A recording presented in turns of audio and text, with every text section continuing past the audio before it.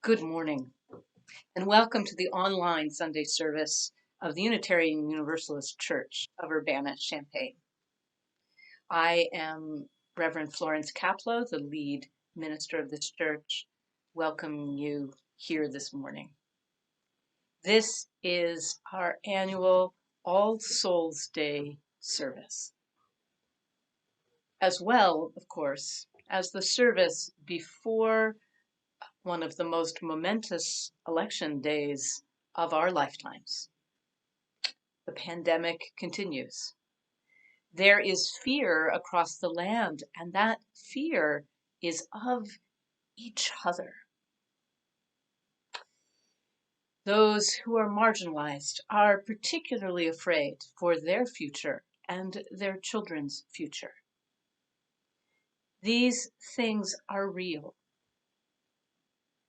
We can't look away from these realities as people committed to love and faith and justice.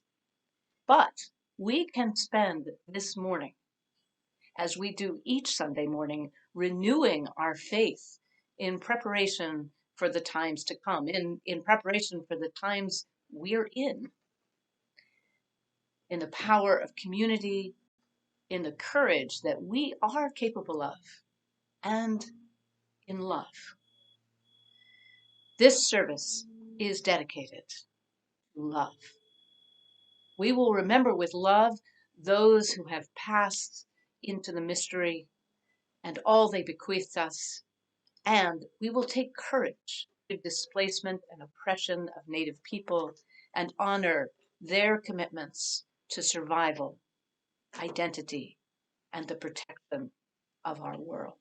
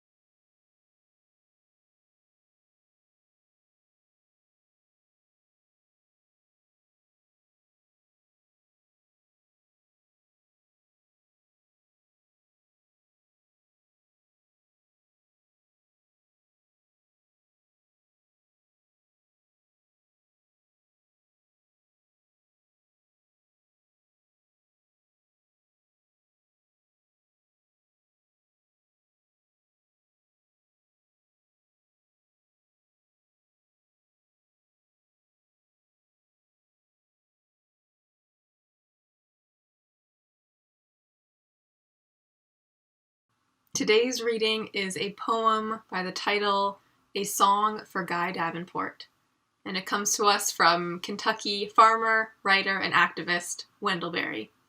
He writes, "Within the circles of our lives we dance the circles of the years, the circles of the seasons within the circles of the years, the cycles of the moon within the circles of the seasons, the circles of our reasons within the cycles of the moon.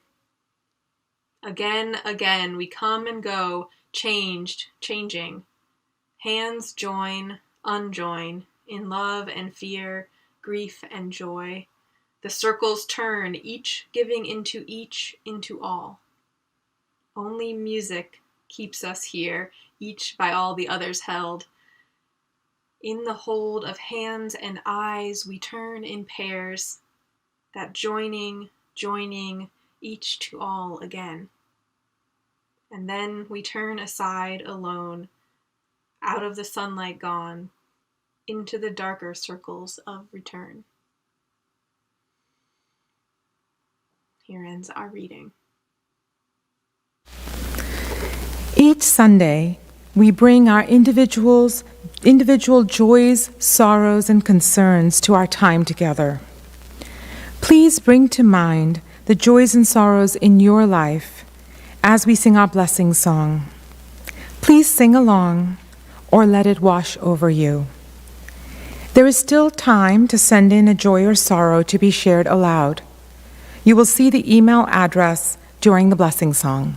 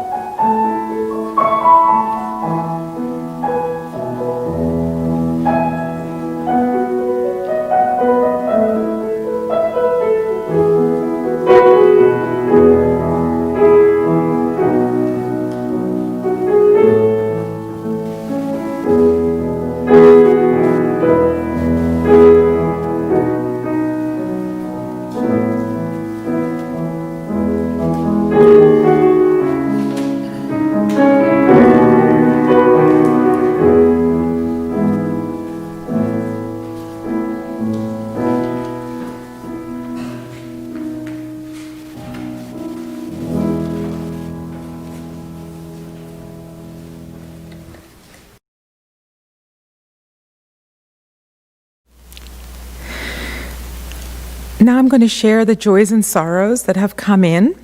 And I'm going to start with a sorrow from here in the sanctuary. Chris Hanauer is a puddle of sorrow and profanity at the back of the sanctuary here as we deal with technical difficulties. Thank you for your patience and for hanging in with us. And then a joy from David Gross. While there was a pothole in the medical path, all is better today, and the cataract has been removed from my right eye. From the Herzog family, today we take a step back from our political activism long enough to celebrate our son Daniel on his 15th birthday. Seeing young people like Daniel and his siblings who are rooted in kindness and justice gives us hope for the future. Daniel, we hope to give you a huge blue wave for your birthday and for your future. From Kathy Vance. 7 years ago today, my husband, Tim Vance, died. Today and every day, I celebrate life and loving in memory of Tim. May we all celebrate our precious lives in memory of those who can't. From Eileen Borgia.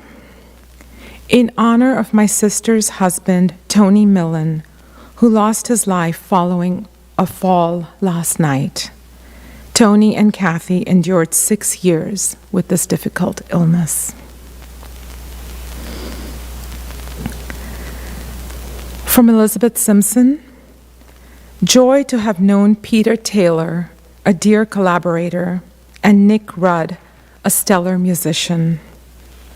Sorrow to no longer be able to hang out with them. I knew Nick as well, a great loss. From Ellen Jacobson, sorrow for the feeling of concern and potential doom this week brings, trying to hang on to fortitude and bravery and hope.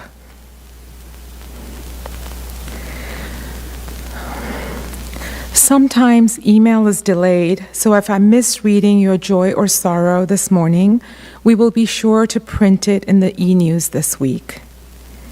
After our time of music and meditation, you will see a video of our ministers commissioning our 4 new Pastoral Care Associates recorded earlier this week. We will now have a time of reflection, meditation, and prayer, accompanied by Matthew on the piano.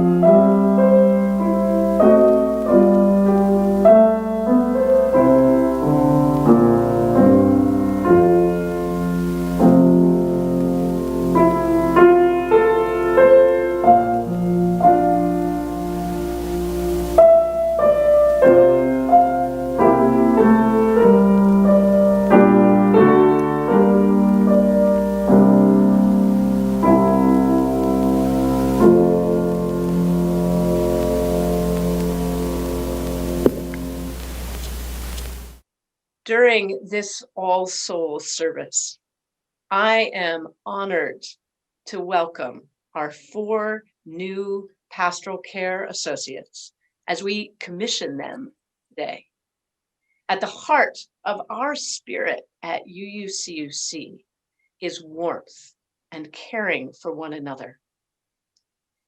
And what better way to extend that warmth and caring than to train and support members of the congregation as deep listeners, there to accompany others through life's more challenging moments.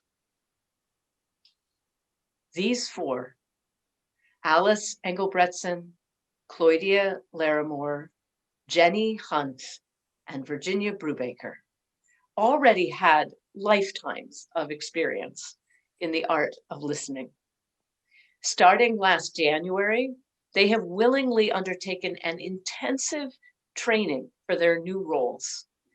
And I want to offer my deep thanks to Teresa Benson, Jim Hannum, Marilyn Ryan, and Cindy Louie, who were the trainers in that process, for their wisdom and their support. The training is now complete, though of course we learn forever. Although they will continue to be supervised and supported by Reverend Sally Fritchie and myself going forward.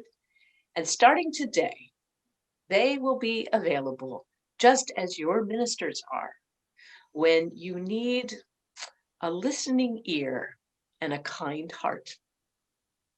Teresa Benson now has a few words as the person who led their training. So I just want to say that this group is a very resilient group of our inaugural first class. And their training started with a retreat during a winter ice storm and then ended with Zoom calls during the pandemic. So truly, I see Alice, Claudia, Jenny, and Virginia demonstrating a commitment to learning how to apply their skills as pastoral care associates.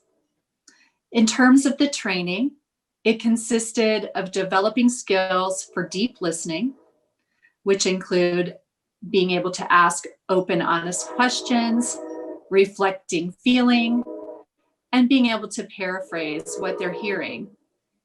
Practicing this in small groups and learning how to use these skills as they're learning about each other. Also exploring personal and social identities and how that might influence their perspective as they're working with people, and also how that might influence the care that they were providing. And then also discussing ethical considerations that could occur while they were providing pastoral care. I want to extend deep appreciation for their open hearts and their dedication during the training. Alice, Claudia, Virginia, and Jenny, it is our honor as ministers of this church to invite you into this shared ministry with us as Pastoral Care Associates. Do you agree to take part in this community's care to the best of your abilities, journeying beside people through hardship and loss, and working to strengthen and maintain the bonds of relationship? If so, say, we do. We do. We do.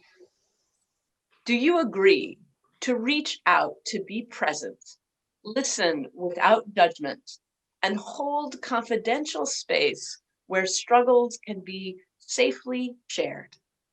If so, say, we do. We do. We do. Do you agree to take care of your own needs, be mindful of your boundaries, and reach out for the support from your ministers before you drain yourself of energy or time? If so, say we do. We do. Thank you for these promises and for everything that led you to take on this role. We are deeply grateful. Now we would like to ask the members and friends of this congregation to join in this commissioning of our Pastoral Care Associates. Everyone watching from home today, I invite you to still your movement and rest your hands lightly on your heart or palm up on the table or in your lap as I say these final words.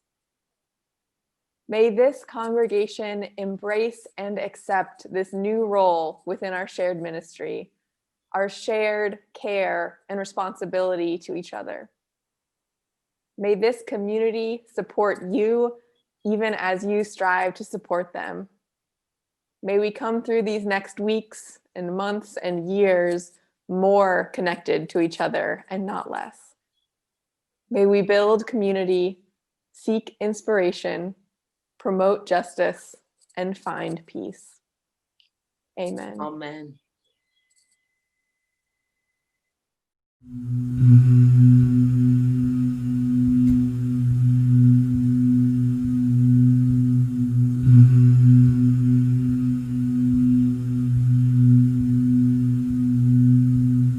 Breathe in, breathe out. Breathe in,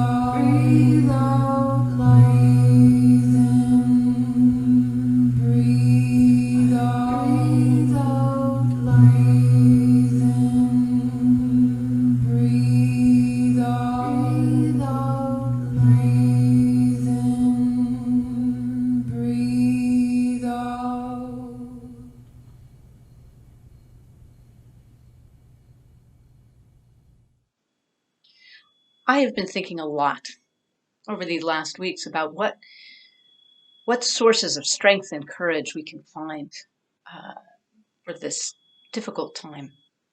And as I prepared for this service, I began to realize that one of the sources of support can be our ancestors, our ancestors of our blood or our chosen ancestors.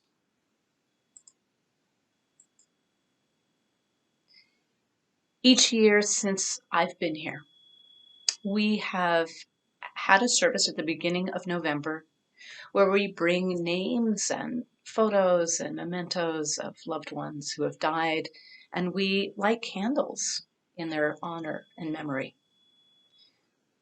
I knew we would have to do things differently this year.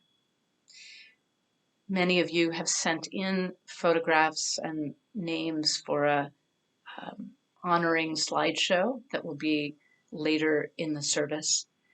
Also, we will have a chance, if you'd like names of loved ones who have died recently or longer ago, you can send in those names to allsouls@uucuc.org. You can see the email address on the screen, and those will be read aloud later in the service. Years ago, at a time of grief, I traveled to Brighton Bush Hot Springs in the mountains of Oregon to a 3-day grief ritual with the West African spiritual teacher Sobonfu Some. Sobonfu is from Burkina Faso, which is one of the poorest countries in the world, and yet, as she explained, one of the richest in spiritual life and customs, especially around grief.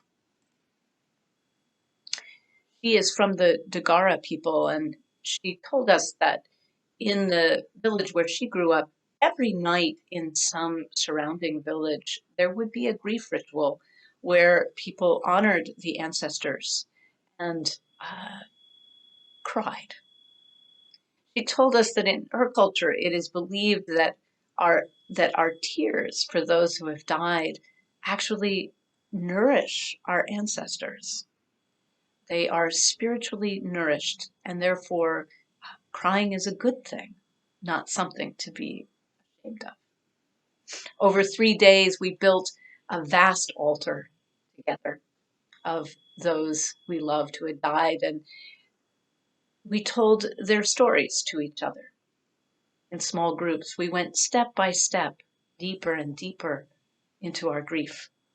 And then on the last day, with drums and chanting that drowned out anything we might say to give us a kind of privacy in the middle of a gathering, we went forward alone to that altar, and we spoke or wept or shouted what we needed to say to those who had died. And then we prayed, and we prayed for their support, their forgiveness, whatever it was that we needed from them to go forward.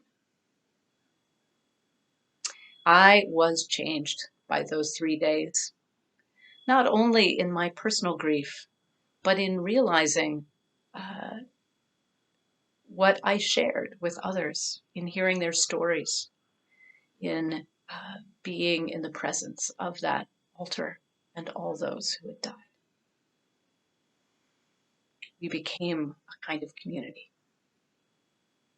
And I realized that there are a few things that all people share, no matter what our situation, our race, our whether we are rich and powerful, or poor and disenfranchised. We share 3 things. We share birth.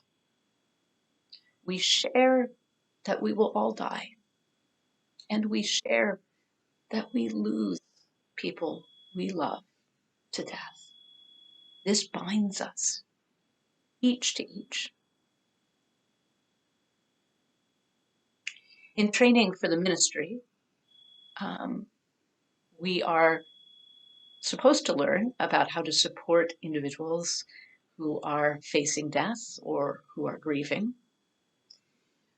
But honestly, although I learned some in seminary and in my hospital chaplaincy training, really most of what I learned years before from the people of the Lummi Nation, Salish people in northwestern Washington, who were my closest friends and companions for about 11 years while I was married to Kurt Russo, who still works for the nation on treaty rights and environmental issues. There is so much death at Lummi. Life expectancy, I think, is about 48 years, which is true of many tribal communities in America. Really shocking that would be true in the 21st century. And what that means is that you go to a lot of funerals. You go to funerals of very young people, of children, and of older people. I went to a lot of funerals. I remember a Lummi friend saying to me that he had a white friend who had died, and he went to this person's funeral, and he was horrified. It was so short, and then everyone just went home.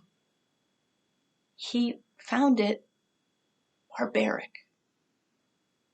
There would be so little attention given to the person who had died. At Lummi, when someone dies, it takes the whole community. Whoever was closest to that person is not ever left alone for the first 4 days after the death. And meanwhile, men are going into the mountains to hunt an elk or deer. Others are gathering food, taking salmon out of their freezers to defrost, giving whatever they can, people who often have very little. There's a potlatch giveaway after the funeral. Oh, and then also people carve the coffin for the person, for each person individually, out of cedar, beautifully carved with inlaid abalone. And then after the funeral, there's a potlatch giveaway that the family does to thank all who have supported them through the person's illness, through their time after their death. Goes late into the night. It's an all-day, nearly all-night event. My friend Willie Cooper had what was considered the spiritual gift of catching tears, and would stand near the grave in the cemetery, and even those who hadn't been able to cry yet, once they came into her arms, they would weep, and she would catch their tears. One of the things that I have come to appreciate about church is that we too recognize that death and grief is something that the whole community holds. Last year, we had a lot of losses, one after another here at UUCUC. We had one 6-week period where we had a memorial nearly every week, and it was hard. It was exhausting.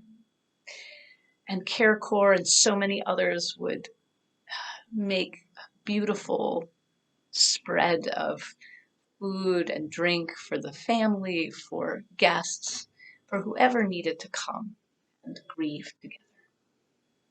And the love and warmth was so apparent. It was really hard, but it was also really beautiful.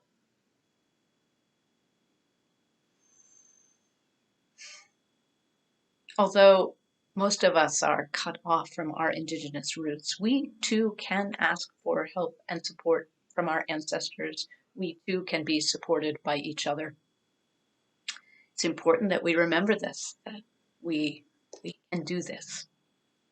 The other day at a board meeting, I asked board members who in their ancestry gave them strength and courage, and they told stories of poverty and struggle, of immigrants, of widows supporting their children against all odds. And I told the story of my grandfather, Morley McNeil, born in a small Iowa town, really more or less an orphan, raised by his great aunt, who made his way to medical school and then immediately found himself in the aftermath of World War I in Europe, and then in the middle of the 1918 Spanish flu epidemic. He caught the flu himself after caring for others, although he survived, which is why I'm here now. And he spent the rest of his life as a pediatrician, all the way into his 80s, caring for children, generations of children and families. He gives me strength. And I think of our Unitarian and Universalist ancestors, the heretics, the radicals, the pacifists, the reformers, the social justice warriors that are our foundation. Please now bring to mind the people, related or not, who give you strength for the coming days. You can light a candle for them or write their name on a piece of paper as we see and hear the names of those precious ones we have lost. Also, let's remember the 230,000 Americans and more than almost 2 million people around the world who have lost their lives to COVID-19 in the last year, and those who have lost their lives as a result of police killings over the last year. Each beloved by someone. Each spark of light extinguished too soon.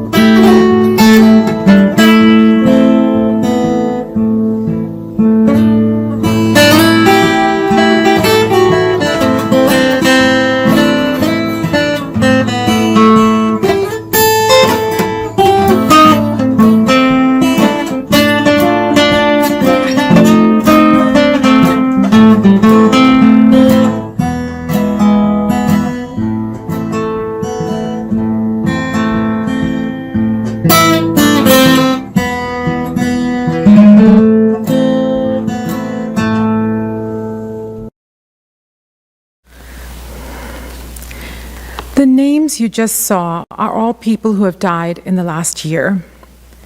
I also have some names of loved ones sent in by email, including this morning. From David Gross, his high school classmate and brother-in-law, John Connor. From Matt Stesowich and Natalie Becerra, their lovely dog Jazz, whom they loved for 5 great years. Nancy Dietrich sent in the name of her dad, who died on October 9th, 2009, David Dietrich. Emily Laugenson is remembering her mother, Mary Ruth Snyder, who died in the summer of 2018. Elizabeth Simpson is remembering Nick Rudd and Peter Taylor.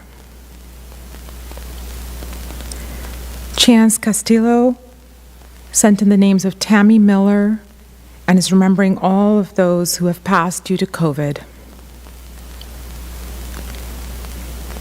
Amy Hassinger and family are remembering grandparents. These are Amy's grandparents, Genevieve, Teddy Vincent, Harry Scoop Vincent, Kitty Hassinger, Jessie Hassinger, and also B. Davis, Sam Davis, Rose Weiner, and Irving Weiner.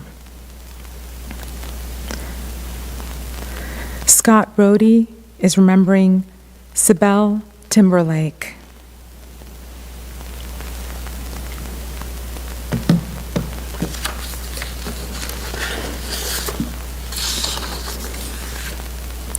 And now, this prayer for those who are gone by an anonymous writer. My love, my sibling, my parent, my friend, family, you are family to me. Your perfection is not required. It never was. Not to love you, not to grieve you. You are and have always been worthy. We know the truth of you, your love, your contradictions, your challenge. We know your laughter and hurt and hope. We carry you with us even now. So tonight, we call you by your name. It is beloved. Tonight, we allow ourselves to love you fully. Tonight, we allow ourselves to grieve you honestly. We miss you. And we know that your life was a life worth saving, no matter your choices or your struggle. We miss you because grief is born of knowing. May your memory be a flame for the way forward, a way that compels us to act as agents of resurrection, proclaiming loudly that every life is worth saving and all loss is worthy of our grief. Amen.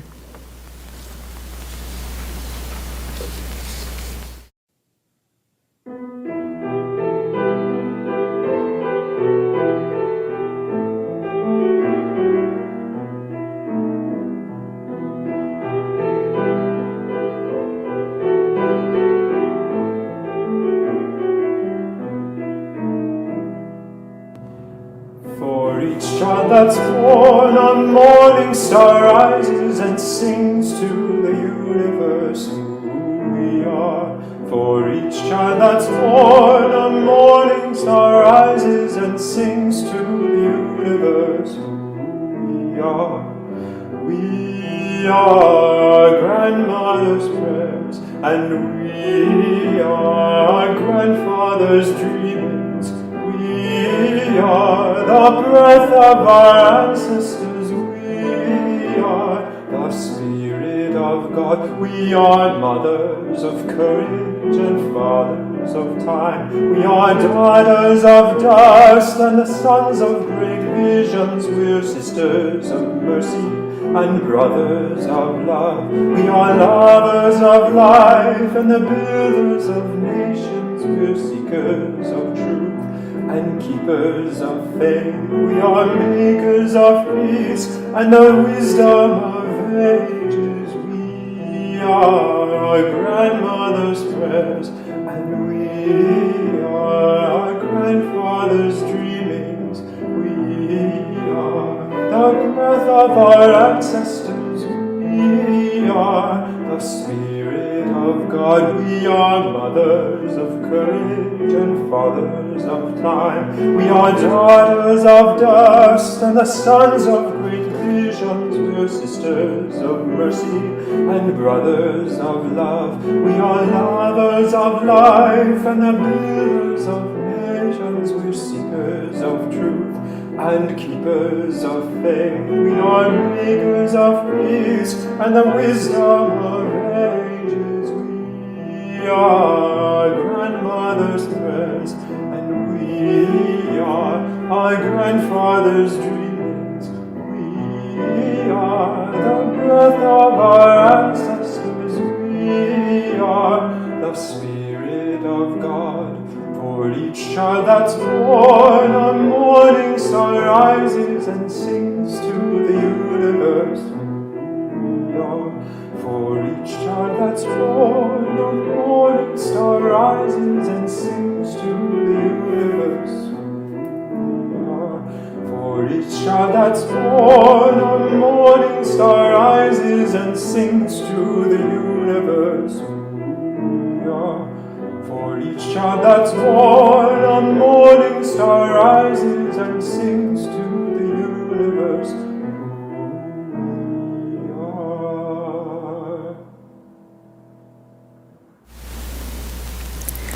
We, as Unitarian Universalists, acknowledge that we are part of the sacred web of life, the web of our connections with each other, with the wider community, and with the world. In the spirit of connections with each other, we want you to know that there are many ways for you to be supported emotionally through this election week and beyond. To learn more, please visit the election resources part of our UUCUC website. In the spirit of our connections with the community and the wider world, we share our Sunday offering with an organization in alignment with our values. During the month of November, our social action offering will support the Unitarian Universalist Service Committee, or UUSC, dedicated for more than 80 years to bringing justice and hope around the world. The offering will now be received.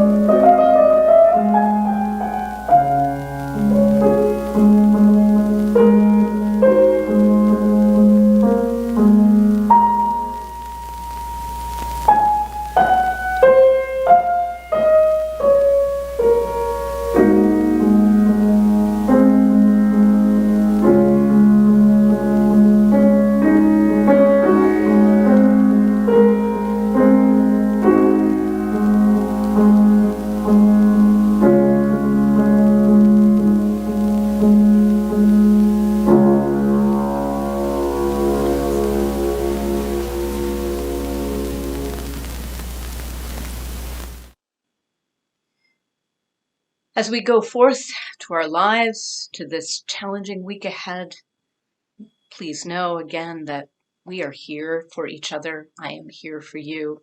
I'd like to leave you with some words from my colleague, the Reverend Jude Geiger. For those exhausted, may we share our strength. For those fearful, may they know the love of community. For those without hope, remind them that the story is not yet over. And we have each of us to help to turn the page to another. Blessings, blessings to all of us in the coming days.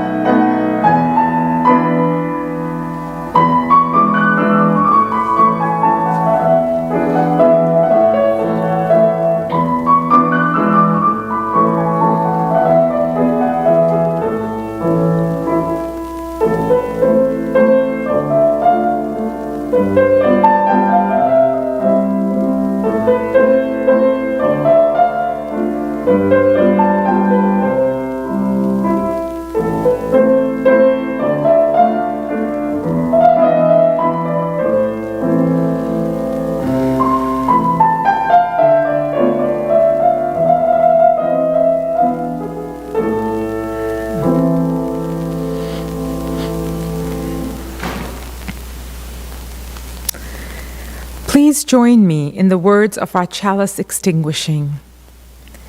We extinguish this flame, but not the light of truth, the warmth of community, or the fire of commitment. These we carry in our hearts until we are together again.